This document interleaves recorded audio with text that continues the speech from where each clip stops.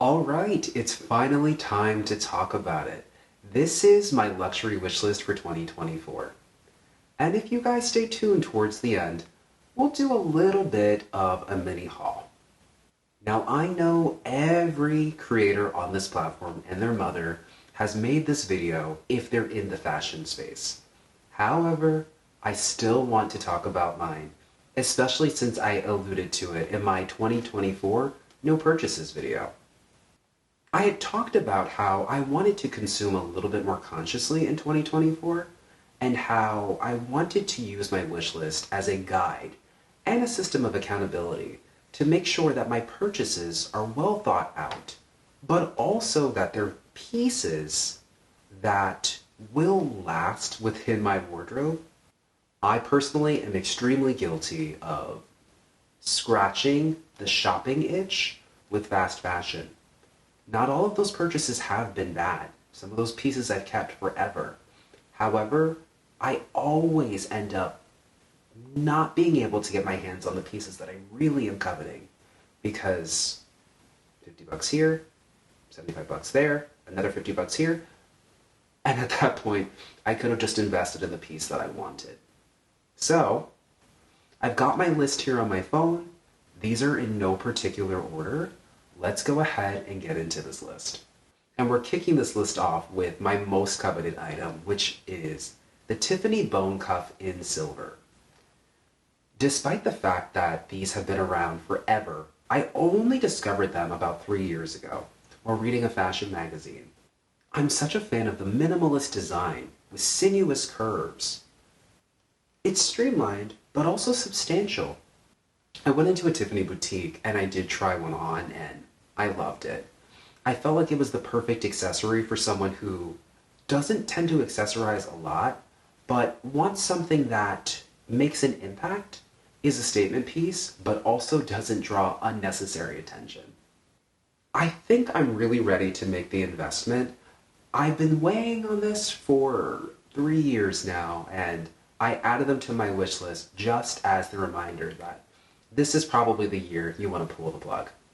Next up, I have this Mlouye silver Sera Tote in the mirror finish. Now, Simply Kura put me on to this brand, and I am so glad that she did. I have been coveting this bag for months. I'm not a huge handbag person, and I think that that's probably why I haven't made the investment yet.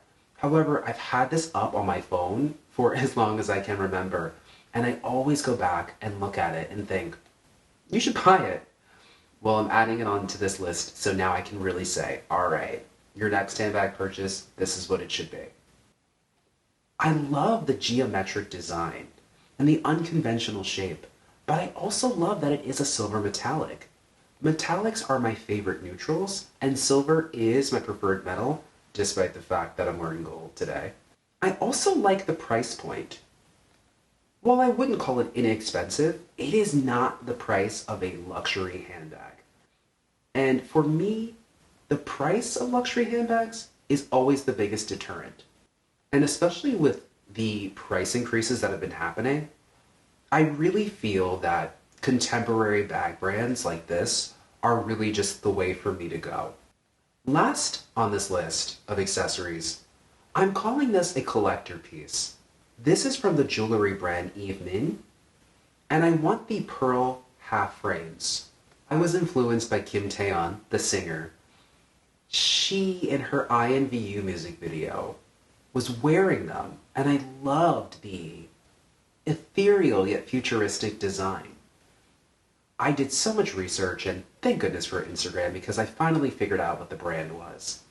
But I was too little too late. By the time I figured it out, they were already sold out. I did invest in a pair with crystals that I purchased from Chop Suey Club, and I love those, but I've still been thinking about the pearl frames. They're such an interesting accessory in that people genuinely think that they're glasses until they get close to you and they realize that there are no lenses. So they're a good conversation starter, and for me, again, who doesn't really love accessorizing, I like to add a piece like that that makes a big impact but doesn't require a lot of thought or effort. All right, let's move into shoes. So I have a few pairs here on my list, and these are pieces that I'm excited about because I'm looking to elevate my footwear game in 2024. I love boots. I talk about them all the time, but I realize that when I go to get dressed, my footwear options are extremely lacking. So first up, we've got the Saint Laurent Chris slippers in black patent leather. I love the sleek and minimalist design, and I also like how unconventional it would be to wear patent leather in a warm weather situation. I have had so much success with all of my Saint Laurent footwear purchases, so to me it only makes sense to invest in another.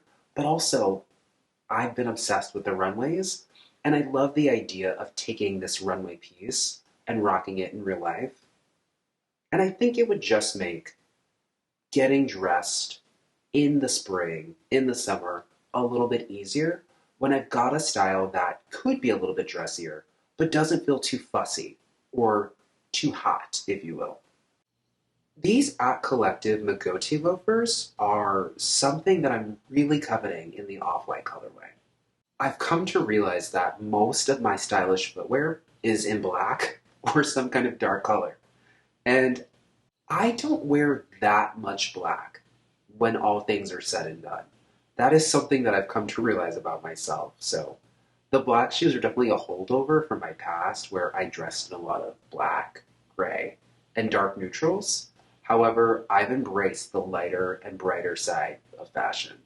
So I find that when I'm going for like a monochromatic white, ivory, or cream look, I have to wear brown shoes or a statement color, and that's really not always what I would like to do. So I like the idea of this casual loafer, which looks like a slipper. It's very minimalist in design, but it also lacks the more traditional stylings that you'll see that really feel a little bit too polished for me. Now, unfortunately,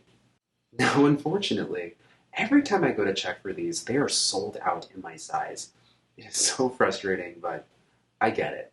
The design is really good.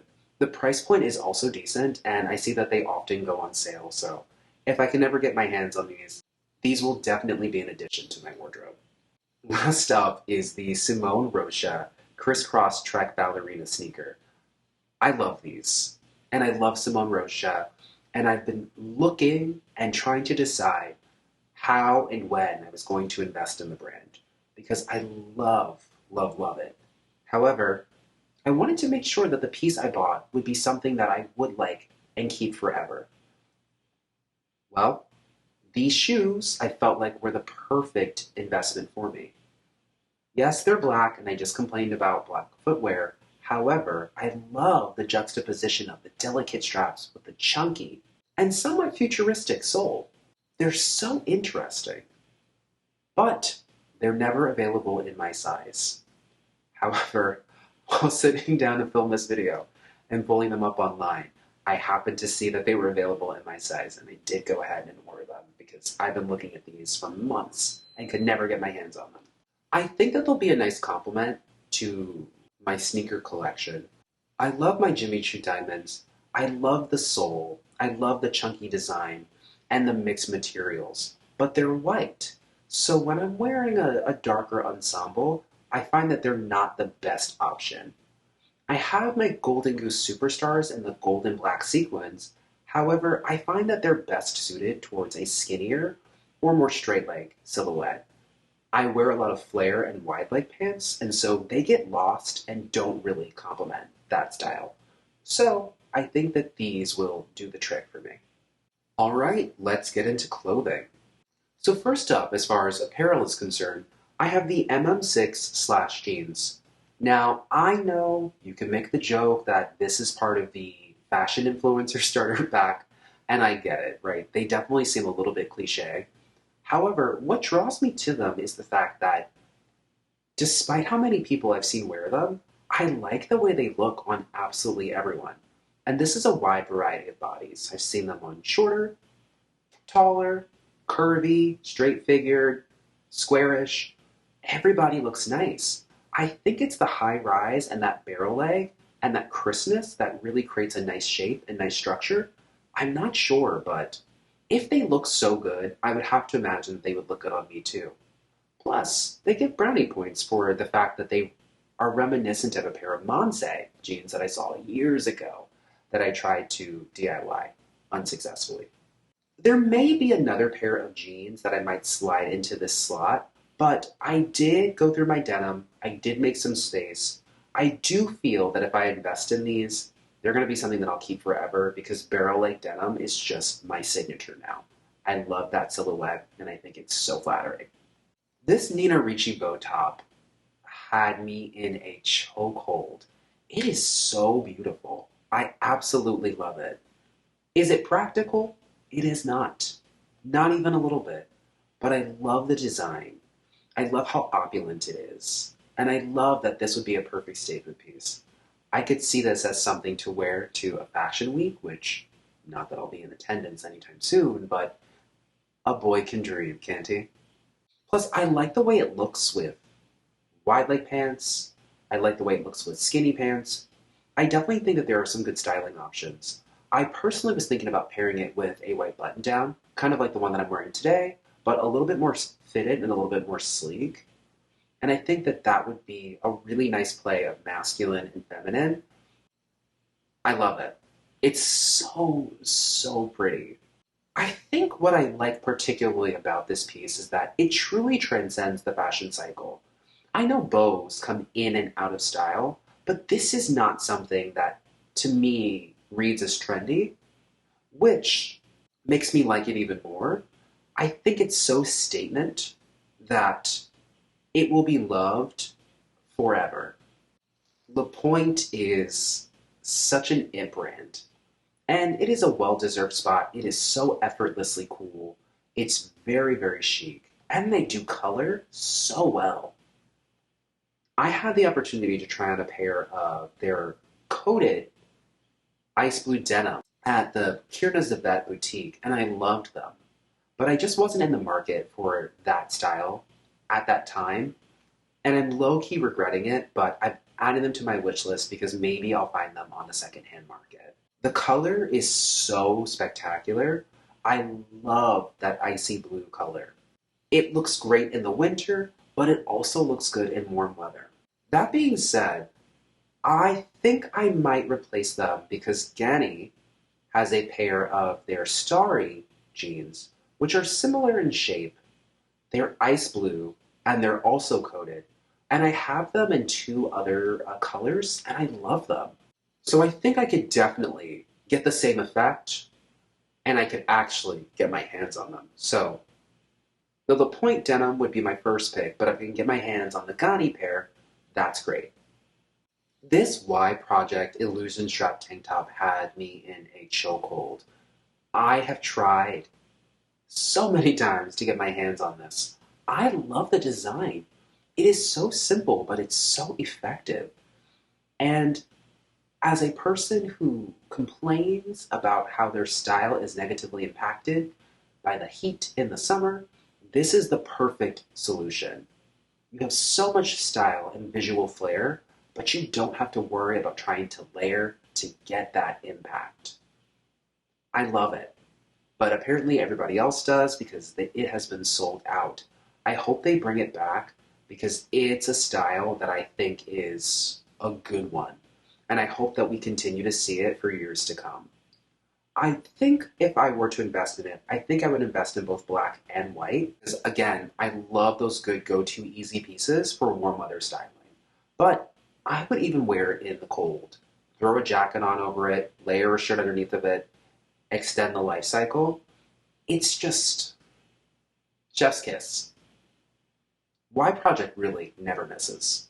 Next up is this Peter Do Backless Blazer. This is a Peter Do signature, and I give this man his flowers because he does tailoring so well, and he's so good about combining the masculine and the feminine and creating this perfect harmony. A backless blazer seems so simple if you think about it, yet he has executed it in such a spectacular way. I have been coveting this since first watching his runway show, And I keep thinking to myself, I gotta have it. Now, unfortunately for me, every time I look for it, it's sold out, but I have been able to identify a few on the pre-loved market. And I think that it would be a good thing to invest in. I do tailoring pretty frequently, and a little sexy addition wouldn't be a bad thing. The most important part would just be to figure out which color I want to invest in. I already have a ton of black blazers. I really can't justify another, but maybe if I could find it in a gray colorway, that would make it a little bit more versatile for my wardrobe. Either way, this would be an archive piece, and it would be something that would stay forever. Even if I couldn't fit it, I would keep it forever and add it to my collection because it's so immaculately done. Last but not least is the Sies Marjan Devin Iridescent. Now I have a strong love for both Iridescent and Sies Marjan. It breaks my heart that the brand closed its doors. I absolutely loved and still to this day love the brand. The way that they used color, the gorgeous sheer satin textiles, right? There was a sensuality and elegance to it. It just really felt like it was the brand for me, and I also loved the price point. However, as the brand is no longer open, there are so many great pieces that are so hard to get your hands on, and this trench coat is something that I knew I had to have. So I've been checking the pre-loved market again and again and again, and finally I was able to get my hands on it. Casually scrolling through the rear reel like I often do to try to find some of those pre-loved options, and it was available. I checked the measurements, everything seemed to check out, I ordered it, and I'm so excited.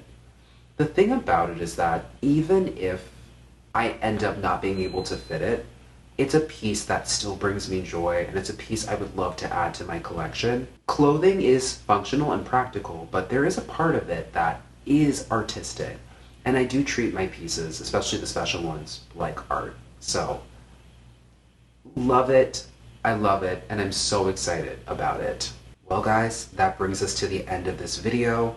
Sorry if it was a little bit rambling. I was so excited. Alright guys, so I have a small haul for you. Because of the limited quantity and also as the sales are working, although I like to space out my purchases a little bit more, some of the items on my wish list I realized were either going to sell out or I was not going to be able to get at a better price. So I did go ahead and get some of the things on my wish list, and I figured it would be good to just go through that and share it with you guys. So first up is a package. This is from Farfetch.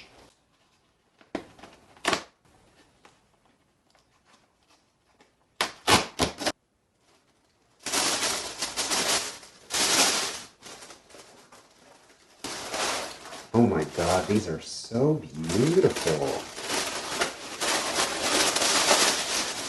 So, I know that I said that I really wanted the La Pointe pair, and part of me still does, but I am happy that I opted for the Ganni pair.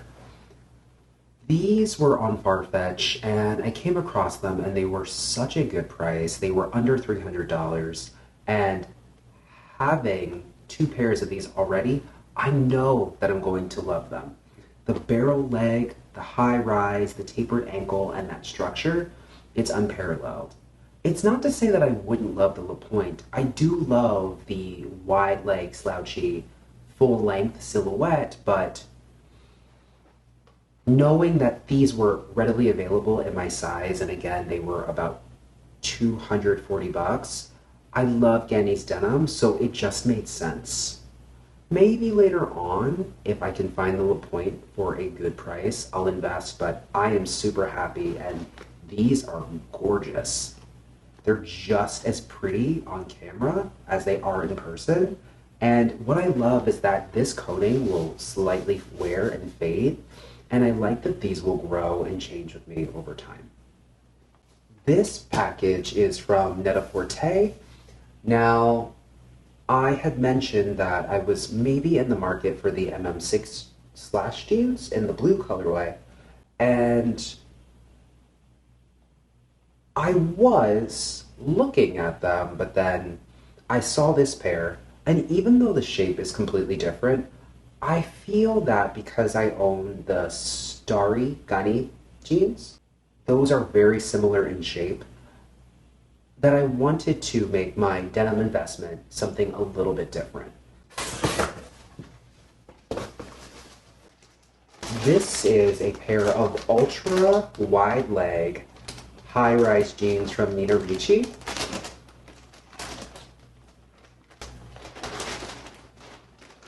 So funny enough, these were actually styled with the bow top that's also on my wish list. And I thought, wow, that's a beautiful pair of jeans. So these are so long I can't even get them fully on the camera. Like, that is so incredible.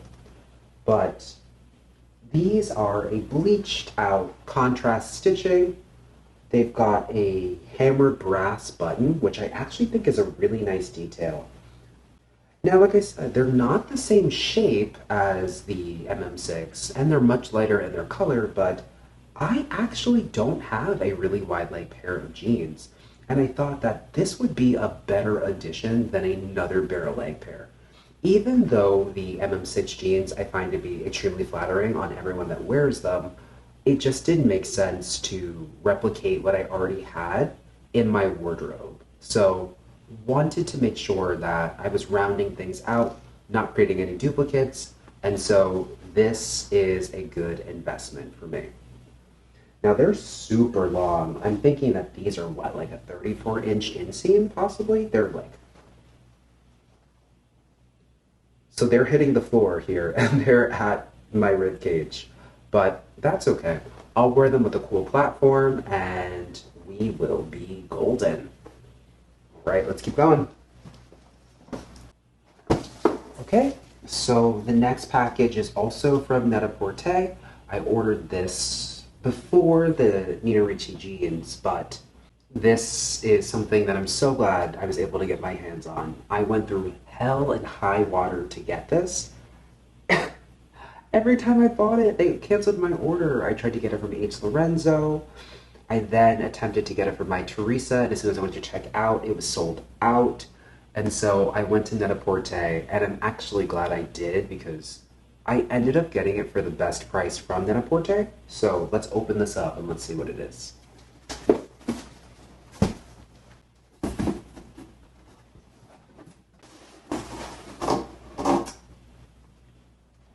All right, let's find out.